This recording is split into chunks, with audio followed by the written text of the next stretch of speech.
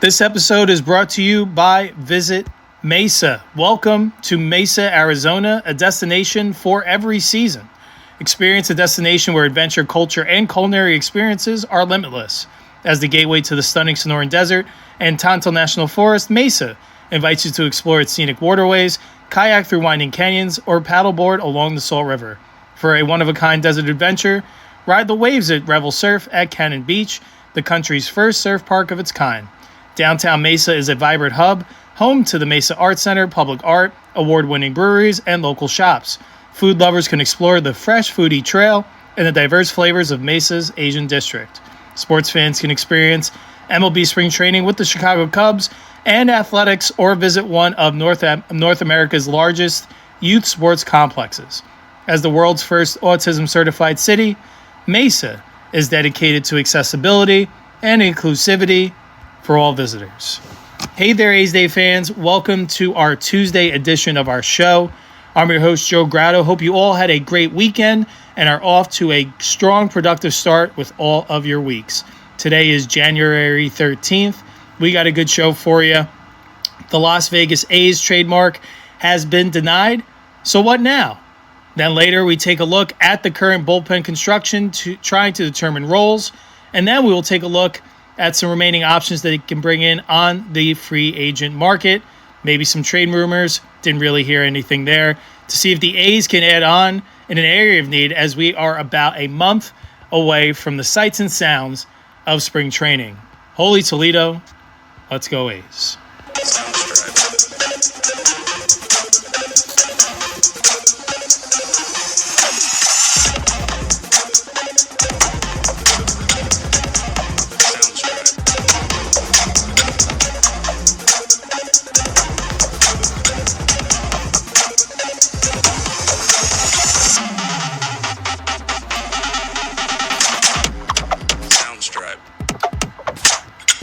All right there, A's Day fans. Thank you again for tuning in to our Tuesday edition of our show. Appreciate you hearing all of our thoughts surrounding A's baseball. Before we jump into today's show, just want to give you a reminder of where you can find us. So our podcast episodes continue to be available. We upload or post 2 new episodes per week on your favorite audio podcast platforms, whether that's Apple Podcasts, Spotify Music, Amazon Music, iHeartRadio, Podbean, so many more. Wherever you love to listen to all of your podcasts, continue to listen and support A's Day. We appreciate each and every one of you for listening. In addition, check out our additional A's content on our Instagram channels, all of our social media platforms, on Instagram at A's Day Baseball Podcast, on X, formerly known as Twitter, at A's Day Baseball, and be sure to check us out on our YouTube channel, has our video editions of our podcast episodes, as well as A's player interviews, and baseball destination city content, and so much more. Continue to check out our YouTube channel for so much more to come in 2026. We are very excited about what we are going to create for you, lovely audience. And be sure to check out to become an official subscriber of A's Day. Check out our Patreon site, patreon.com/A's Day, for just $2 a month. You'll be able to win monthly A's Day t-shirts, A's autographed memorabilia, future A's game tickets, and so much more, as we are able to grow this platform collaboratively. All right. Let's talk about one of our 2 topics of a discussion today. And if you aren't aware of what's been going down in the news, we'll get you all caught up to speed. The A's submitted approval for the Las Vegas Athletics trademark.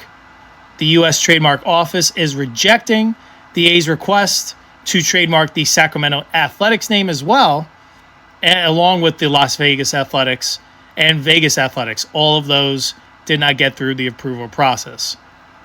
The newly revealed documents from the court proceedings, show the U.S. Trademark Office rejected the request, with an examining attorney revealing the request has an unacceptable wording and is generic for some goods. In a separate filing, however, the shortened Sacramento A's trademark was approved. The A's announced at the end of last season that they will roll out jerseys with the name Sacramento for the 2026 season on them for the first time, after no mention on the front of the uniform this past year, aside from mention from them of the Sacramento home as a patch on their sleeves. Attorneys for the league from Major League Baseball, which controls the trademark, and licensing process for all 30 teams are expected to respond to ensure the Athletics' naming rights are protected. A source familiar with the Major League Baseball trademark filings said the decision wasn't a denial, but that non-final office actions are common in the trademark process. The decision was described as a speed bump or a snag in national stories across all major news outlets. But Washington, D.C.-based patent attorney Josh Gerben said he expects the A's will ultimately secure the trademark registrations. And he is quoted, "A government refusal of an application is a big deal," Gerben said in an interview with the Nevada Independent. "Many times it's also a workable deal or a workable problem. I think this definitely classifies as a workable problem. An organization of this prominence will almost certainly be able to generate sufficient evidence of distinctiveness over time." Gerben also said part of the trademark issue stems from the team's interim seasons in Sacramento. In his post, he called it a classic rock and a hard place scenario. The team cannot overcome the requirement in trademark law to have a distinctive registrable mark because it has yet begun operating as the Las Vegas Athletics, which prevents it from acquiring marketplace evidence such as sales figures or other forms of consumer recognition that would make obtaining the trademark easier. They haven't moved to the new city yet, and they haven't really started heavily marketing the team with the new city name. They are there somewhere else right now. I think it's more of what speaks to the uniqueness of this issue. Gerben would go on to say in another proceeding that the lack of a federal trademark registration could become a problem for the A's because the team would lack enforcing rights against unlicensed merchandise sellers and other third-party users. For now, the A's seem to remain stuck in trademark limbo. The A's can file appeal, and the A's and Major League Baseball are expected to ask the patent office along with this appeal for an extension of as many as 6 months to refile the application. So what does it all mean? It's a whole bunch of nothing right now, to be completely honest. With how all of the business operations go, especially with trademarking, there's always going to be hurdles. It seems like they need to be cleared. And I think the A's are such a unique case that it needs further investigation. And I think that's why the initial application was denied. Because they are unique. It's odd. They're the Athletics franchise operating in Sacramento with intentions to move to Las Vegas in 2 years. So are they Sacramento's team or are they Las Vegas team? I guess that's what gets lost in the shuffle of approving the trademark. Because let's just say, I guess you're looking from the trademarker's point of view. If you approve the Sacramento Athletics, that's something that may only be relevant for the next 2 years before they move on to Las Vegas. I don't know what that would do in terms of like legal tamperings and things like that, but I'm sure that wouldn't be a clean resolution in 3 to 5 years' time. Just really curious what that would look like. And I think that they'll ultimately get the Las Vegas Athletics clearance, but I don't think until they're actually done in Sacramento. And I do know those proceedings need to be completed before they move there, but I feel like once they ramp up their marketing efforts, which I feel like would happen at the start and all throughout the 2027 season, I bet we see a lot of marketing for Las Vegas, their tourism, all of that stuff. Once those things happen and they start exchanging licensing deals, having more of a consistent presence in Las Vegas, aside from that experience place where you can see the renderings of the stadium as well as the construction site. Once there's actually some offices there, once they're conducting business with the intent to start the A's in 2028 in Las Vegas, that's when you're going to see the clearance of this. I think if the A's aren't able to show enough evidence leading up to their move, it's going to take some time. Now, we've seen other proceedings in other sports, like with the Las Vegas, with the Golden Knights. I think that took about a year to get done. They were in a similar process. Now, they were just a new team, so I think that was a little bit different. But I think at the timeline of when they were being introduced as hockey's newest professional team, it took them some time to officially land rights to that trademark of the Vegas Golden Knights. So I think ultimately, once the A's are there in Vegas, or at least they're selling ticket plans for the stadium, things like that, once they can show financial proof that they are operating in Las Vegas officially, that's when you'll see clearance here. But I wanted to touch on this too as well, because it brought up an interesting point in my mind. I wish we weren't talking about this, because at the end of the day, we spent a few minutes here on this topic. Doesn't mean a thing about franchise operations and the good that's going on between the lines and even the future. Because at the end of the day, I think it's just news to make news. And I don't know what angle this is coming at, but at the end of the day, I'm just tired of seeing these type of stories in the news circle, because it seems like the negative publicity continues to remain off the field. And I know that's the fault of how the franchise perhaps has operated in years past. And this is just another negative, just shining more negative light in an area where they don't need it, in the midst of this weird transition where they are going to be in a new home. But why can't the top of today's show be talking about how the A's signed Ranger Suarez, or they signed Zach Gallen, or they added someone to their bullpen? We're talking about things that do not factor into wins and losses. What this is determining, these news pieces, is the ultimate depiction of the A's image in the public eye, which is still very negative, clearly. Because you really have to dig into this story to know this is probably just a little speed bump before they get the ultimate clearance. But this article was on every news source, making it seem like, if you read the headline, that they were going to have no shot at becoming the Las Vegas Athletics, and they were going to have to continue on as the A's or have to find a different name. But I'll tell you another thing this tells me. This is just continuing to have that little inch of doubt. I know, all the stadium's underway being built, all the discussions are focused on having this team transition to Las Vegas in 2028. I know that's what all the communication is saying.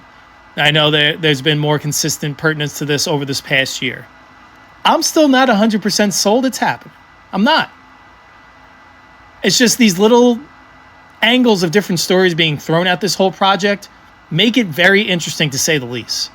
It just seems like they're throwing negativity after negativity after negativity at this until it implodes. Is that going to happen ultimately? I don't know. I think there's too much money exchanged already for that to happen. And Las Vegas is a significant market where it seems like they want professional sports to continue to grow. This would be a huge black eye on the Las Vegas market, on the A's, Major League Baseball, everyone involved. So everyone involved does want to see this through to the finish line. Let me get that clear. But these little stories just continue to keep that 5%, 10% of doubt in the back of my mind, that if down the road something happens and they don't end up moving there, I won't be that surprised. I really won't. If they do end up there, I won't be as well, because that's what the plans say. But I'm just letting you know where I'm at, and just to keep your eye on things and just see what other stories develop from this. Because I know there's been issues with having the funding for the completion of the construction of the stadium. Now they're having issues with getting official trademarking for the Las Vegas Athletics. Again, I think the way this story was tailored was not good on the media as a whole, because it tried to paint the A's in a negative light. But if you dug in deeper and saw some of the quotes from several articles, it looks like they'll get there ultimately to get that trademark, but they're going to have to do a little bit more groundwork before they get there. So I just wanted to talk about this because this was everywhere that I saw in the news. So I figured I wanted to share with you, the lovely audience, in case you perhaps only just saw the headlines yourselves and were able to make your own story from there and your own assumption. That's great. But hopefully I was able to provide a little bit more context to that, and however you feel, you have a little bit more ammo to be able to back your opinion. All right, that's all I have about that. Let's get back to talking about what's going on potentially between the lines. So what I want to talk about today is, and I know this has been an area of need that I was hoping that the A's would address either via the trade or free agency, and that's adding depth to the bullpen. It does not seem to appear that's going to be the case. There is still time for them to add. You still got 4 or 5 weeks until spring training, whatever the timeline is. And deals do get done in spring training sometimes as well. But I think most teams, if not all, would love to have a general idea of what their club is going to be like before spring training starts. so you can get to know your players, create that camaraderie in the clubhouse, and kind of set those important foundations early on before the regular season begins. But here's how the A's bullpen looks like as of January 13th. And this was according to the A's website, their current depth chart of the bullpen.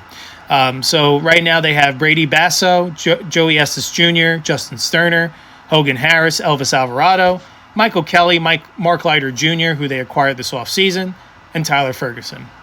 Let's talk about some roles. Very interesting. I think a lot of these guys stepped up in the second half of last season, and it's shaping out to be a pretty good group.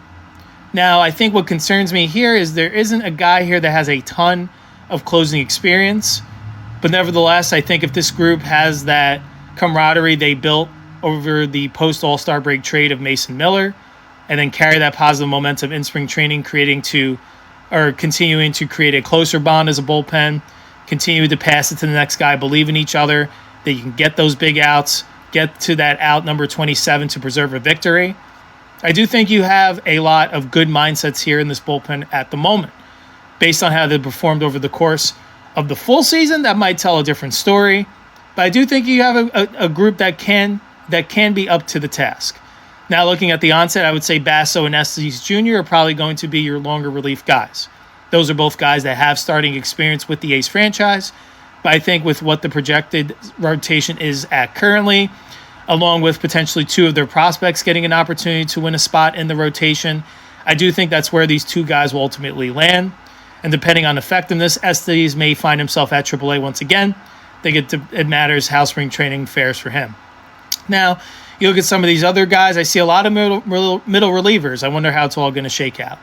I would have to imagine guys like Justin Sterner, Michael Kelly will fit, and Tyler Ferguson are probably going to fit somewhere in that middle relief role. We saw Ferguson close some games. We also saw him in the setup role.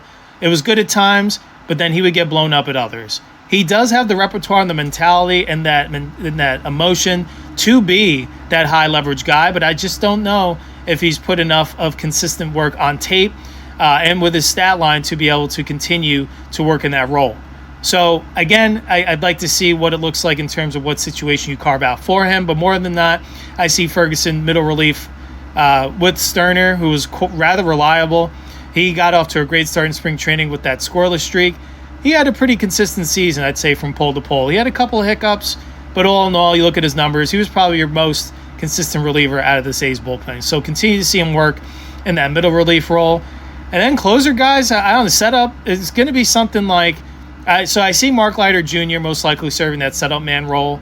He doesn't have closing experience really, so I think he'll serve his best purpose there, bridging it from the middle to the closer. And then from there, I think it's going to be something between Alvarado and Harris for that closer role. And really just broke it down in our preparation for this episode, kind of taking a look at the numbers. But Harris definitely out of this group has the most closing experience and had a high level of success in terms of recency bias. So I'm sure out of this group, he probably has the inside track, but we'll see if they call on anyone from their farm system that may throw their hat in the ring to land a roster spot. Time will tell. And then also, let's see what they can explore out there on the trade market. Now, I did some research, don't really see any trade rumors outside of Mason Miller possibly leaving San Diego to go to the Mets. That was a while ago, that rumor. That's the only move I've really seen for a trade for a reliever. Typically, relievers exchange hands through free agency on a year-to-year basis. And with that, we're going to talk about two guys that we think the A's, at this point, late in the game, can add on a one-year type deal that I think could serve a significant role in 2026. So I want to start with Sir Anthony Dominguez, who split his 2025 season with the Baltimore Orioles and Toronto Blue Jays. In fact, he got tons of postseason experience once he got traded to the Blue Jays, making it all the way to the Game 7 of the World Series. And a fun fact about Dominguez, he was traded mid-game from the Orioles to the Blue Jays. He switched teams. They were playing each other. So he literally walked from one side to the other. That must have been an awkward interaction, but rather funny when looking back upon it as well. But over the 2025 campaign, Dominguez appeared between the two teams in 67 games, pitched to a 4-4 win-loss record with a 3.16 ERA, and 62 2/3 innings pitched, walked 36 batters, but struck out 79 with a 1.28 whip. He does have 40 career saves under his belt. Didn't really serve that role last year, but has in his career. This one makes sense to me. I think you bring in Dominguez, someone who's still relatively young, but he's got decent experience and now can bring in that posting experience. He's someone that I think you can land a 1-year deal, maybe something like $7-8 million, and give him a club option for 2027. I think that's something that could get it done. Haven't heard a ton of teams vying for his services, so you don't have to outbid against other opponents as compared to some of these other higher priced free agent relievers that are no longer on the free agency board. But I think Dominguez this late in the game would be a nice snag and someone that can be flung right into that closer role competition. He does have experience in his past. I know his main issue is that he struggles with command, but what reliever doesn't? And I think with his high strikeout stuff, he's got a pretty good repertoire. Wouldn't be surprised if this is a discussion that the A's should be having with Dominguez's agents. You don't have to give anything up. You're bringing him in as a free agent, and he'll slot into a high leverage role, adding depth, not adding too much to your payroll. And it seems like with where the A's are at, they're nearing where they want to be for the 2026 season, especially financially. But I think you can add depth here to the bullpen without breaking the bank. I'd circle this name here. Would love to have a future A's Day episode talking about this signing. And someone that I thought about, and someone else on a 1-year deal who's more advanced in his career, has plenty of postseason experience, has some closing experience, not a ton. It's been a while too. Talking about Tommy Kahnle, who spent his 2025 with the Detroit Tigers. He pitched in 66 games, a 1-5 record with a 4.43 ERA, in 63 innings, walked 31, and struck out 50 batters. Again, this isn't the most attractive move here, but I think, again, having someone with that veteran leadership, someone that I think is a high-character guy that would really shake things up in a great way in that bullpen.